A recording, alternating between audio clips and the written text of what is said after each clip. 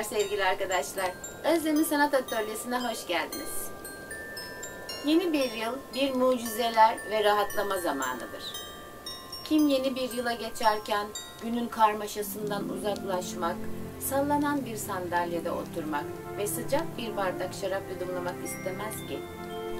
Rahatlatıcı bir atmosfer yaratmak için hiçbir şey eksik kalmasın. Gelin bu anı şahane bir şömine ile taçlandıralım. Bir evi renkli süsler, kurdeleler, yılbaşı ağacı, kar taneleri gibi birçok objeyle renklendirebilirsiniz. Ama Noel havasını evinize getirmenin bir başka yolu daha var. Şimdi birlikte evlerimize kartondan bir şömine yapalım. Bu ilk deneme basit bir çalışma olsun.